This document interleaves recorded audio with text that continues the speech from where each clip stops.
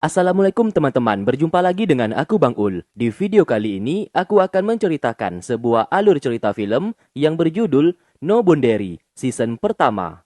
Oke, tanpa berbasa-basi lagi, kita langsung saja ke alur ceritanya. And welcome to Bang Ul Review.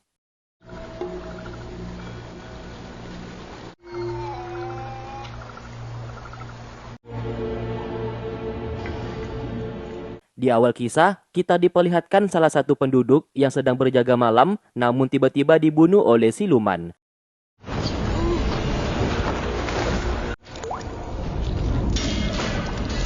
Adegan lalu berpindah ke seekor kucing hitam pergi ke sebuah tempat, merupakan wilayah sekte Sihua. Sekte yang tidak pernah didekati oleh semua orang karena rumornya sangat menyeramkan.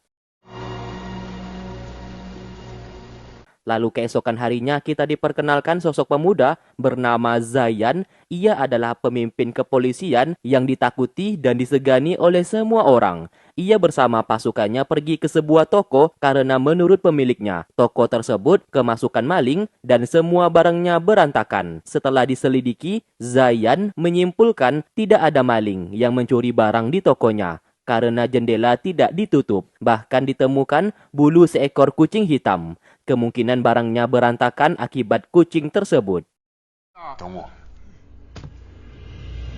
Di malam hari, Zayan melakukan patroli dan tak sengaja menemukan kucing tersebut dan ia pun segera mengejar yang ternyata kucing itu membawanya ke wilayah sekte Sihua, sekte yang tak pernah didekati oleh semua orang. Karena hal itu, Zayan mencurigai pelaku pencurian di toko kemarin malam ulah dari pemimpin sekte Sihua.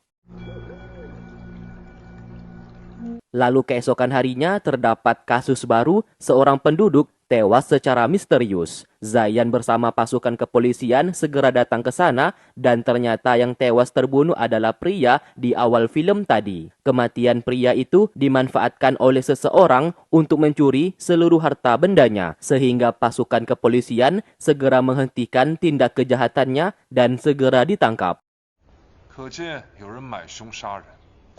Zayan mendapatkan informasi pria yang tewas secara misterius itu jasadnya ditemukan tepat di rumah bordil milik seorang wanita yang bernama Cuyi. Di waktu bersamaan, seorang wanita pemimpin sekte Sihua bernama Duan Mu menghentikan waktu dan masuk dengan santainya ke dalam rumah bordil tersebut karena ia merasakan aura siluman dan hendak membunuhnya.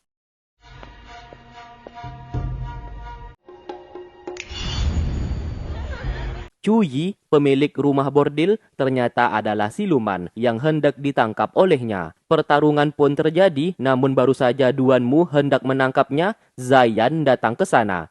Memanfaatkan kesempatan itu, Cuyi menculik salah satu pelayan rumah bordil miliknya sendiri untuk disandra.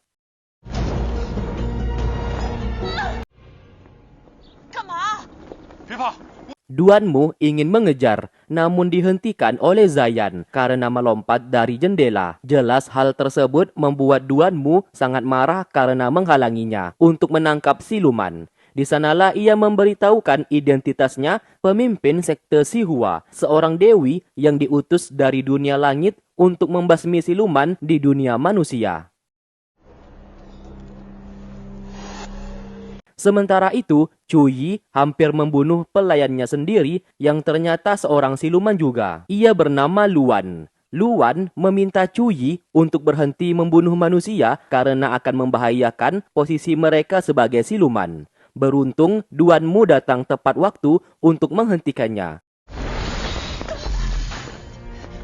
Ia pun hendak mengejar Cuyi, namun sebelum itu ia menyegel tubuh Luan agar tidak kabur karena ia juga seorang siluman yang akan ia tangkap. Lagi-lagi pergerakannya dihentikan oleh Zayan dan hendak membawanya ke kantor polisi. Karena bagaimanapun juga, Duan Mu dari sekte Sihua dituduh sebagai pembunuh yang membunuh salah satu warga kemarin malam. Tidak terima atas tuduhan tersebut, Duan Mu bersedia ikut bersamanya dalam membuktikan kalau ia tidak bersalah. Sementara itu, Cuyi pergi menemui kekasih manusianya dalam kondisi terluka. Secara kebetulan, Duanmu singgah ke rumah tersebut dan berhasil mengikuti siluman itu dari belakang. Setelah berhasil menemukan keberadaan siluman itu, Zayan berniat menangkapnya karena ini tugasnya sebagai polisi. Alangkah terkejutnya, yang hendak ia tangkap adalah seorang siluman. Duanmu lantas mengambil alih situasi dan berhasil membuat Cuyi menampakkan wujud aslinya. Kekasih manusianya di sana sangat terkejut kalau wanita yang ia cintai adalah siluman yang sangat tua. Ia pun memohon untuk diselamatkan dan tidak mau tinggal bersama siluman jelek seperti itu. Ternyata alasan Cuyi membunuh manusia supaya bisa mempertahankan wajah cantiknya. Karena kekasihnya di sana sudah tahu wajah aslinya dan membencinya, membuat ia sangat marah dan menyerang.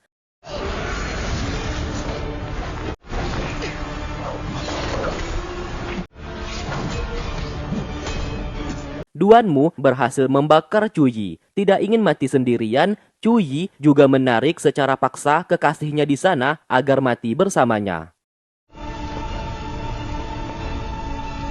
Singkat cerita, Zayan membawa Duanmu ke kantor polisi untuk dipertemukan kepada ayah angkatnya, komandan kepolisian, yang bernama Jiang. Duanmu dipinta menjelaskan masalah yang terjadi barusan kepada ayah angkatnya. Duanmu mulai menjelaskan Cuyi, pemilik rumah bordil, adalah siluman yang membunuh para penduduk di setiap malam. Dan kini, siluman itu sudah tewas terbunuh. Dan semua kekacauan selama ini terjadi, itu ulah dari siluman yang kabur dari penjara Neraka 9. Tugasnya turun ke dunia manusia untuk memusnahkan siluman yang kabur dari penjara.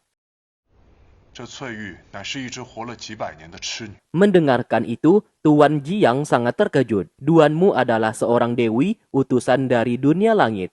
Di sana Duanmu mengajak untuk bekerja sama. Masalah siluman, ia yang akan menyelesaikannya. Masalah urusan dunia manusia diserahkan kepada mereka sebagai pasukan kepolisian. Sayangnya, Zayan menolak. Apapun masalah yang terjadi, itu adalah urusan kepolisian. Duanmu dipinta untuk tidak ikut campur. Mendengarkan itu, seketika Duanmu tertawa.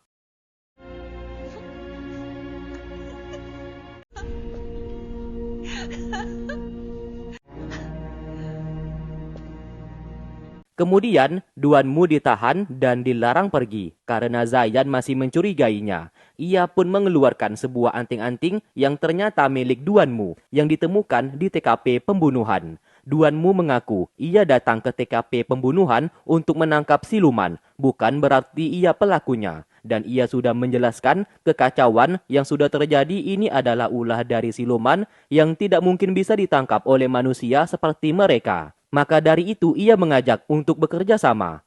Tuan Jiang lalu memutuskan untuk menerima kerjasama tersebut dan meminta Zayan juga menerimanya. Mendapatkan bantuan dari seorang dewi seperti Duanmu dapat meringankan tugas mereka. Karena ayah angkatnya sudah angkat bicara, Zayan tidak bisa berbuat apa-apa. Di malam hari, Duanmu secara diam-diam pergi ke ruang catatan milik kepolisian dan mencari informasi mengenai sekte Sihua miliknya. Akhirnya diketahui, pantas saja Zayan mencurigainya. Karena sekte Sihua sudah dicap jelek oleh seluruh penduduk kota dan dicurigai sebagai sekte iblis. Tak lama kemudian, seorang pria datang menghampirinya. Ia bernama Wengu, pelayan yang selalu berada di sisinya selama di dunia manusia.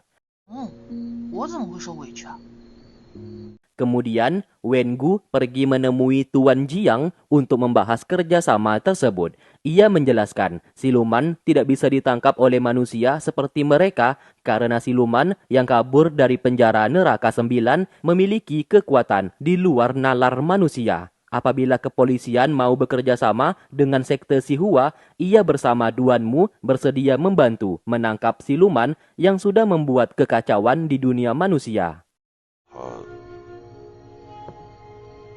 Lalu adegan berpindah memperlihatkan penjara Neraka 9 yang memenjarakan semua siluman beserta iblis. Lalu seorang iblis, pemimpin para siluman di penjara tersebut, menghubungi kaki tangannya yang telah berhasil kabur dan berada di dunia manusia. Kaki tangannya di sana diperintahkan untuk mencari 3 pecahan batu penglai. Apabila berhasil ditemukan dan disatukan kembali, maka segel penjara neraka 9 bisa dibuka.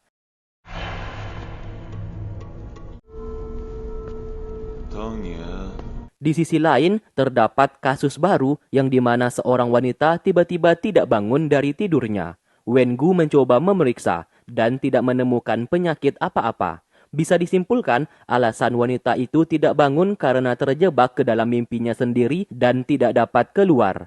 Duanmu segera mengajak Zayan menyelidiki kasus ini karena feelingnya ini pasti perbuatan siluman. Namun sayang, Zayan keras kepala dan masih belum bisa menerima kerjasama tersebut, bahkan memaksa Duanmu untuk pulang ke sekte Sihuanya kembali dan biarkan kasus ini ia bersama pasukan kepolisian menyelesaikannya. Sebab ia yakin bukan siluman penyebabnya. Jelas Duanmu merasa sakit hati terhadap ucapannya dan pergi dari sana.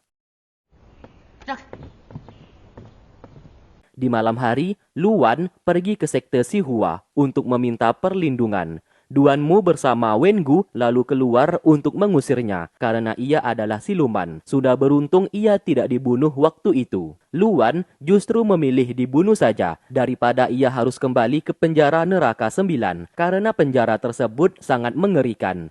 Tetap saja, Duanmu tidak bisa menerimanya dan meminta ia untuk segera pergi.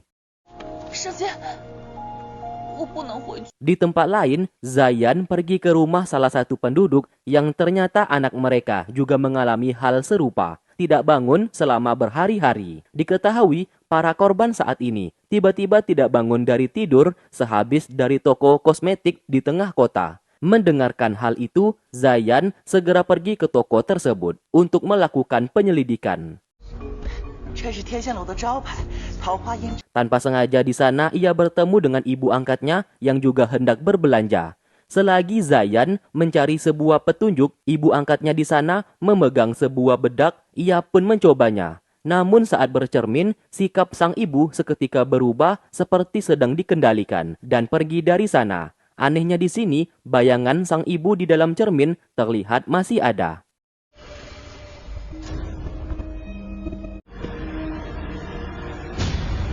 Di tempat lain, Luan masih menunggu di depan sekte Sihua. Duanmu yang melihat itu merasa kasihan sebab ia tahu Luan meskipun seorang siluman namun tidak jahat dan tidak pernah membunuh. Karena hal tersebut, ia pun akhirnya menerima Luan tinggal di sekte miliknya sebagai pelayan. Wengu awalnya tidak setuju, namun karena Duanmu sudah memutuskan, ia pun tidak bisa berbuat apa-apa. Di malam hari, sikap ibu angkat Zayan tiba-tiba berubah dan mengamuk. Zayan segera datang ke sana dan melihat ibu angkatnya seperti orang gila.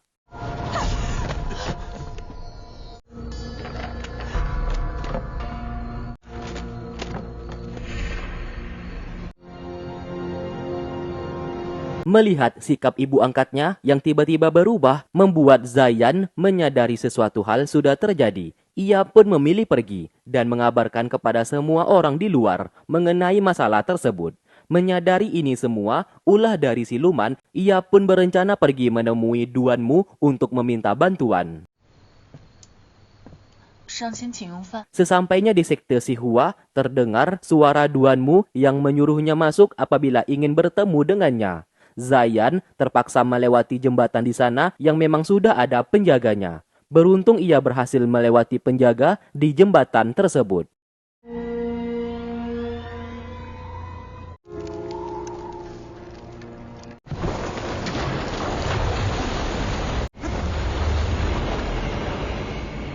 Setelah itu, Zayan menceritakan apa yang sudah terjadi dan membutuhkan bantuannya. Karena ibu angkatnya juga menjadi korban. Ia pun terpaksa meminta maaf supaya Duanmu mau membantu. Mendengarkan permintaan maafnya, Duanmu bersedia.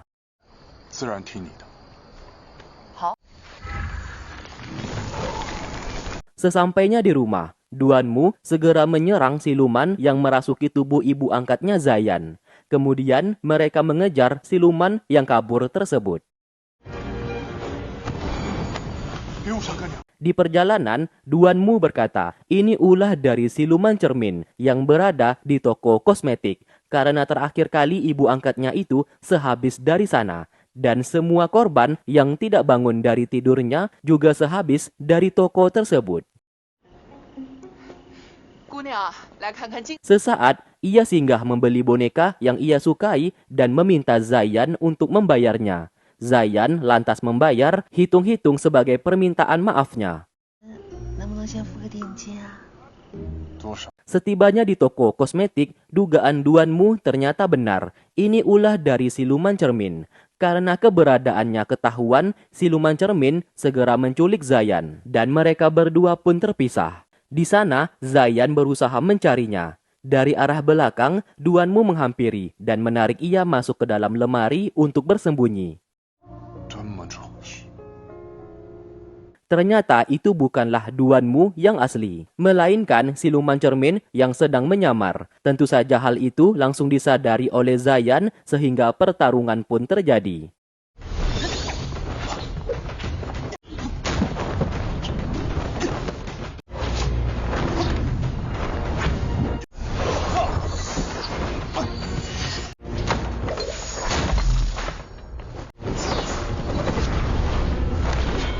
Tak lama kemudian, Duanmu yang asli datang ke sana untuk membantu. Ternyata sedari tadi, Duanmu sengaja membiarkan ia bertarung sendirian untuk melihat kemampuannya.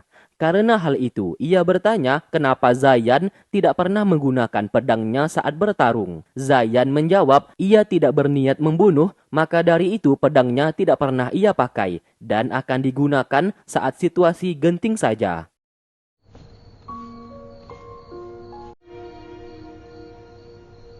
Singkat cerita, semua korban, termasuk ibu angkatnya Zayan, dipindahkan ke sekte Sihua agar bisa dirawat oleh Wengu. Lalu kemudian, Wengu mencoba memeriksa cermin tempat tinggal siluman cermin berada. Diketahui para korban yang belum terbangun dari tidurnya ternyata berada di dalam dunia mimpi mereka masing-masing. Maka dari itu, mereka harus segera masuk ke dalam cermin tersebut untuk membunuh siluman cermin, supaya korban saat ini bisa terbangun dari mimpinya. Apabila terlambat, maka bisa dipastikan ibu angkat Zayan beserta para korban lainnya akan selamanya tidak terbangun dan berakhir meninggal dunia.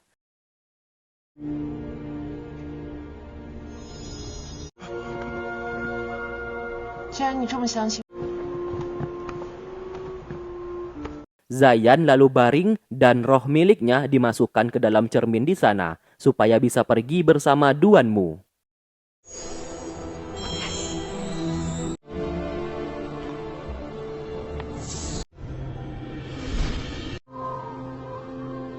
Setelah tiba di dalam cermin mimpi, Zayan melihat almarhum ayah dan ibunya, bahkan ada dirinya yang masih kecil di sana. Sesaat ia hampir terlena akan kebahagiaan di dalam cermin mimpi tersebut. Beruntung Duanmu berhasil menyadarkannya kembali. Lalu mereka pergi ke tengah kota. Terlihat jelas kota di dalam cermin mimpi mirip seperti kota di dunia nyata. Pantas saja korban tidak bangun dari tidurnya karena mereka di dalam dunia mimpi hidup bahagia dan terlena akan hal tersebut, sehingga sulit membedakan mana yang asli dan mana yang mimpi.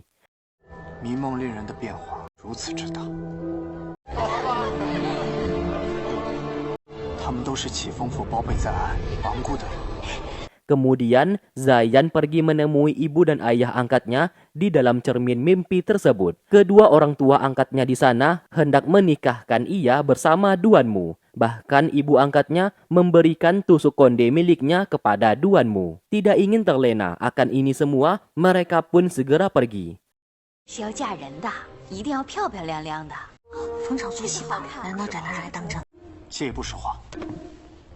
Saat berada di luar, Duanmu dapat merasakan hawa keberadaan siluman cermin yang sedang mengincar Zayan. Maka dari itu ia segera memeluknya untuk melindungi. Namun tidak dengan Zayan justru salah paham akan ini semua.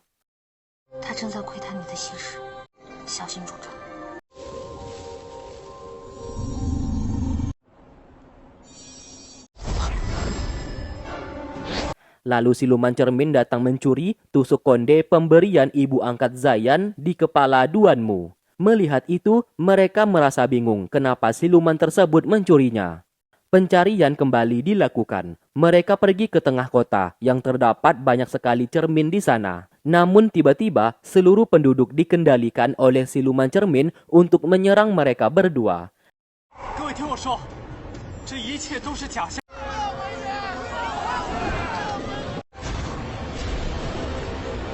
Tidak ingin menyakiti seluruh penduduk, Duanmu membuat segel pelindung. Zayan justru keluar membantu salah satu bocah yang ikut terlempar. Tiba-tiba, bocah itu menusuknya menggunakan pisau.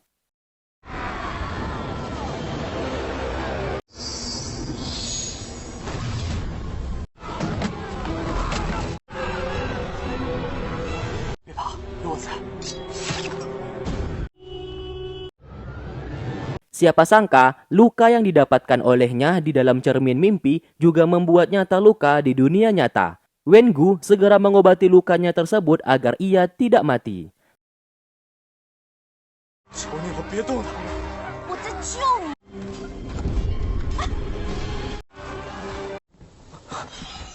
Lalu Duanmu membawa Zayan ke tempat yang lebih aman dan berniat membuka bajunya supaya bisa mengobati luka di tubuhnya itu. Zayan merasa malu apabila bajunya dibuka oleh Duanmu, sehingga ia memilih membukanya sendiri. Setelah itu, Duanmu menutup luka tusukan di tubuhnya supaya ia tidak kehabisan darah. Mulai dari sinilah Duanmu jatuh cinta kepada Zayan, yang apabila dilihat dari jarak dekat, Zayan begitu tampan. Bahkan ia tidak malu menunjukkan sikap kalau ia tertarik kepadanya. Hal itu membuat Zayan menjadi salah tingkah.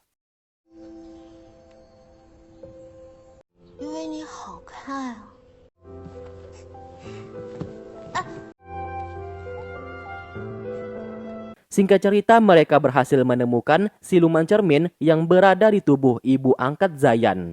Namun lagi-lagi mereka gagal untuk menangkapnya. Siluman itu berhasil kabur.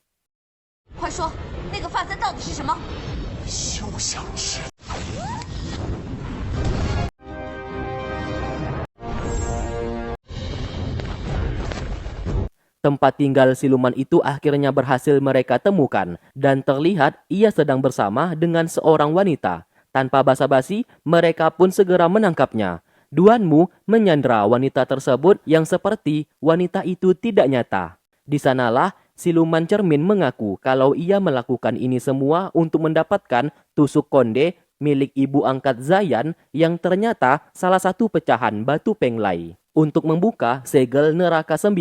Raja Iblis yang baru yang tinggal di penjara neraka 9 mengutus kaki tangannya dan kaki tangannya menyuruh ia mencuri tusuk konde tersebut. Dengan iming-iming apabila ia melakukannya, maka ia bisa mendapatkan bentuk manusianya. Dengan begitu ia bisa hidup bersama dengan kekasihnya di dunia manusia. Karena semua rencananya gagal, siluman cermin berniat menghancurkan dunia cermin mimpi yang ia buat. Satu persatu orang di dalam cermin mimpi mulai menghilang, berikut dengan kotanya.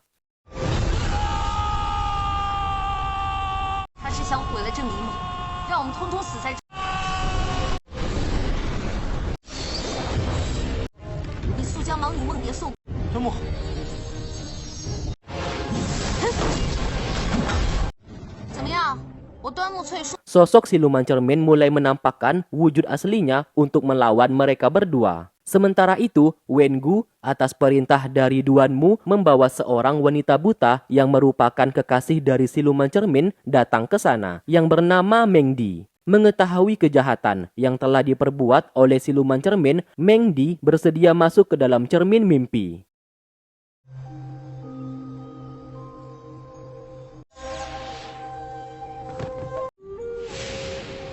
Di dalam dunia cermin mimpi, Mengdi dapat melihat kembali. Ia pun berusaha menghentikan siluman cermin mengenai apa yang telah ia perbuat.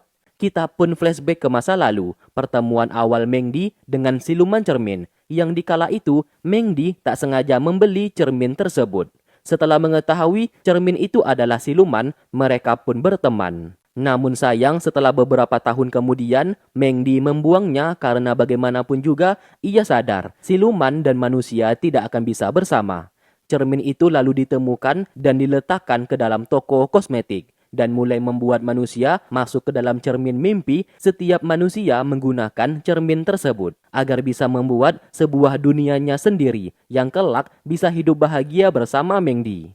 Kembali ke masa sekarang, Meng Di meminta ia berhenti melakukan kejahatan karena banyak manusia yang tidak bersalah menjadi korban. Siapa sangka hal itu membuat siluman cermin menjadi sadar dan memutuskan untuk mengakhiri ini semua. Ia pun mengembalikan Meng Di ke dunia asalnya, dan setelah itu siluman tersebut berencana menghancurkan dunia cermin bersama dirinya sendiri.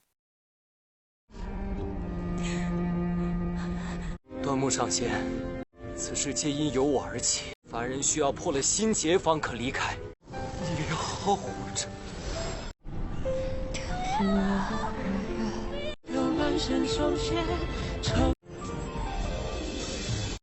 端木上仙，有一件事相求。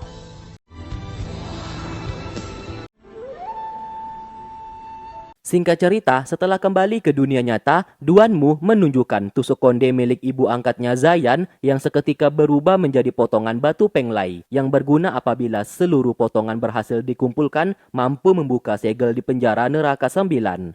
Potongan batu penglai lalu disimpan oleh Duanmu. Sementara Meng Di menangis memeluk cermin tersebut karena ia sudah tidak bisa bertemu dengan siluman cermin lagi.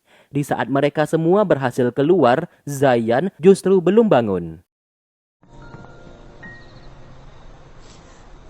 Akhirnya para korban dari siluman cermin kini telah terbangun dari mimpi panjang mereka. Semua orang pun merasa senang. 我刚才做了个梦。 干娘，您就没梦到我呀？ Tak lama kemudian, Duanmu mendapatkan informasi Zayan sampai saat ini masih belum bangun. Bahkan tubuhnya secara perlahan mulai membusuk. Ternyata Zayan terjebak ke dalam dunia cermin mimpi bersama almarhum kedua orang tuanya di sana. 展颜，醒过来！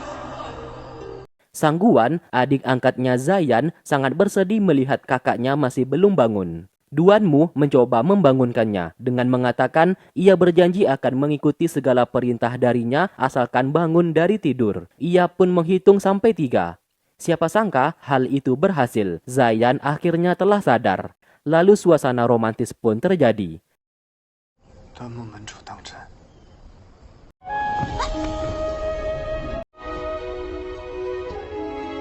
端门主。 Sang Guan datang ke sana menghancurkan momen romantis tersebut dan sangat bahagia melihat kakaknya telah bangun.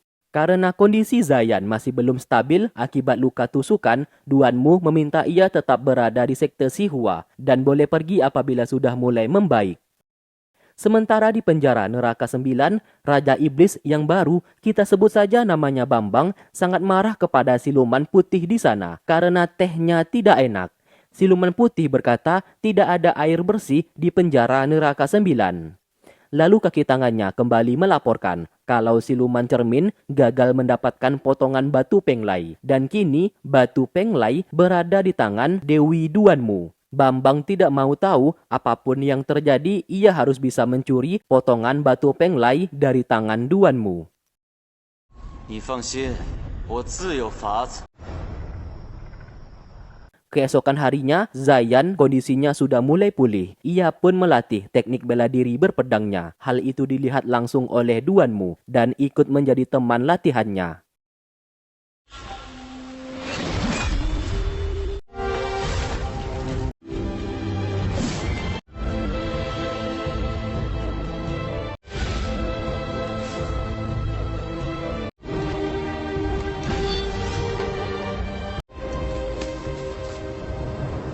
Sesaat ia melihat pedang milik Zayan yang seperti tidak asing dan seperti pernah melihatnya. Zayan menjawab pedang itu pemberian dari Tuan Jiang, ayah angkatnya, yang dikatakan merupakan pedang milik leluhur terdahulu dan ia sendiri juga tidak tahu asal-usulnya. Namun pedang tersebut mampu menebas dan membunuh siluman. Tak lama kemudian, datang pasukan kepolisian yang membawa berita terdapat sebuah kasus baru. Salah satu penduduk meninggal secara misterius di Danau Yusin dan seluruh badannya melepuh. Mereka pun segera pergi melihat jasadnya. Duanmu menggunakan sebuah bubuk yang ditaburkan ke jasad tersebut. Seketika, gumpalan roh jahat keluar yang membuat mereka menyadari lagi-lagi ini ulah dari siluman. Di malam hari, mereka pergi ke tepi dermaga Danau Yusin untuk mencari informasi. Sesaat, Duanmu seperti menghindar di saat ada nyamuk. 端木门主为何不上船？是在……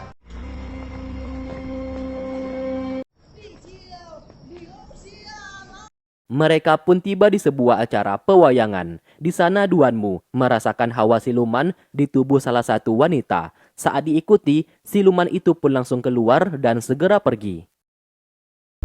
出现了，站住！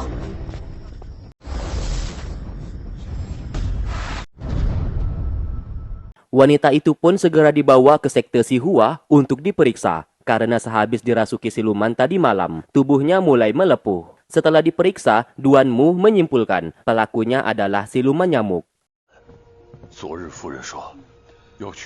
Adegan berpindah memperlihatkan istri siluman nyamuk melepaskan seorang bocah laki-laki yang disandra oleh suaminya. Namun sayang, suaminya datang ke sana untuk membunuh bocah tersebut, yang membuat istrinya sangat marah dan meminta ia untuk tidak membunuh manusia. Ternyata alasan suaminya, siluman nyamuk ini membunuh manusia supaya mendapatkan darahnya yang bisa diberikan kepada calon anak mereka. Karena sang istri sedang mengandung, sebab darah manusia merupakan makanan mereka. Sementara itu, kaki tangan Bambang melapor kalau ia sudah menyuruh siluman nyamuk untuk membunuh Duanmu agar mereka bisa mendapatkan potongan batu penglai. Untuk membunuhnya secara langsung mungkin saja mustahil, mengingat kekuatan Dewi Duanmu begitu kuat. Maka dari itu ia bersama siluman nyamuk akan membuat sebuah jebakan. Bambang meminta ia harus berhasil mendapatkannya. Apabila tidak, ia akan membuatnya menderita. Terlihat kaki tangannya di sana merintih kesakitan, yang ternyata jantungnya sudah disegel oleh Bambang dan akan menderita seumur hidup apabila tidak menuruti perintah Bambang. Kemudian ia pergi menculik salah satu wanita yang menjadi korban siluman nyamuk. Sedangkan mereka berdua mencari keberadaan siluman tersebut. Saat ada nyamuk, Duanmu kembali ketakutan. Melihat itu, Zayan menyadari seorang dewi sepertinya memiliki kelemahan, yaitu terhadap nyamuk. Tak lama kemudian, siluman nyamuk keluar menampakkan wujudnya. Ia sengaja mengumpan mereka datang ke tempat tersebut sebagai jebakan. Sesaat, Duanmu yang melihat nyamuk di sana langsung teringat masa lalunya pernah dikubur hidup-hidup bersama sang ibu. Hal itu membuatnya seketika langsung pingsan.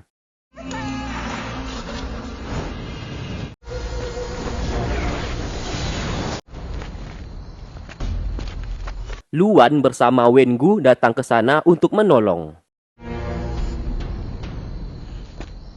Setelah itu, kaki tangan Bambang menemui siluman nyamuk dan memberikan tugas kepada mereka untuk menjebak Duanmu agar bisa dibunuh. Ini perintah dari Bambang, Raja Iblis yang baru, agar bisa mendapatkan potongan batu penglai di tangan Duanmu. Ia menjanjikan keselamatan dan akan diberikan darah manusia untuk calon anak mereka. Mendengarkan hal tersebut, siluman nyamuk bersedia menuruti perintah asalkan calon anak di kandungan istrinya bisa mendapatkan pasokan darah manusia.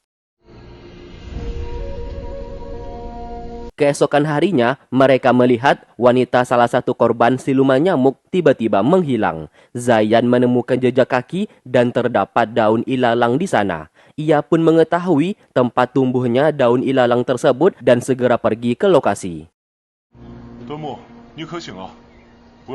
Di waktu bersamaan, Wengu dihampiri oleh Dewa Bintang, kakak angkatnya Duanmu. Setelah mengetahui adiknya sedang memburu siluman nyamuk, ia pun sangat marah. Karena masa lalu Duanmu saat kecil pernah dikubur hidup-hidup bersama ibunya. Di saat Dewa Bintang datang menolongnya, kuburan tersebut dipenuhi nyamuk, sehingga membuat Duanmu trauma terhadap nyamuk tersebut. Wengu diperintahkan untuk segera membawa Duanmu kembali.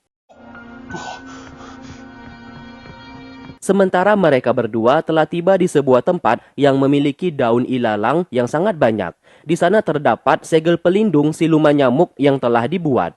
Duanmu segera menghancurkannya. Karena ledakan tersebut, Zayan langsung melindungi Duanmu. Di sana, Duanmu tentu saja sangat senang.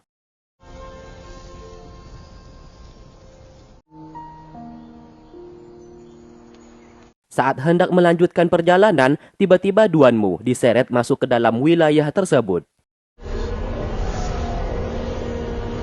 Karena hal itu, mereka berdua pun berpisah. Ia berada di perahu dan menelusuri sungai yang dikepung oleh daun ilalang yang begitu tinggi.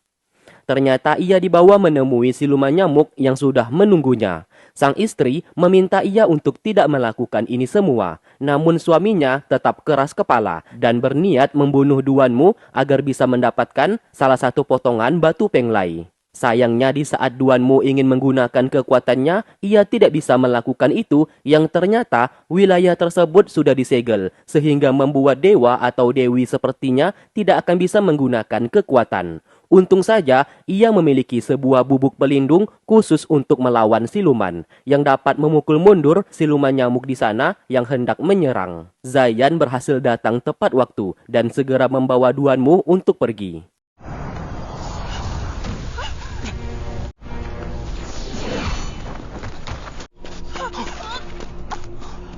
Di malam hari, Wengu bersama Luan berhasil menemukan jejak terakhir Duanmu bersama Zayan. Namun terlihat terdapat sebuah segel di sana, sehingga tidak bisa masuk. Secara bersamaan, siluman nyamuk juga datang ke sana untuk masuk ke dalam. Akhirnya, pertarungan pun terjadi. 端木去在哪儿？